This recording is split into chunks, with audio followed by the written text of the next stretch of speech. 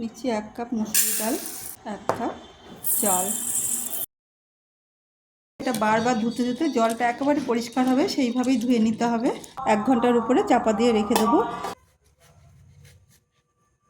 সব এরকম লম্বা লম্বা করে কেটে নেব। ডাল আর চাল বেটে নেব। জিরে দিচ্ছি, গোলমরিচ, 4টে কাঁচা লঙ্কা, 3টে শুকনো লঙ্কা আর 1 টুকরো আদা।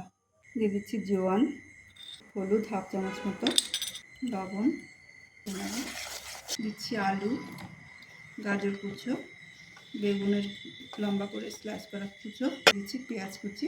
ভালো করে মাখিয়ে নেব। পালং শাকটা দিয়ে ভালো করে মাখিয়ে নেব। পাকোড়ার সাইডে দিয়ে দেবো। কালার একটু চেঞ্জ হয়েছে, এবার আমি উল্টে দেবো।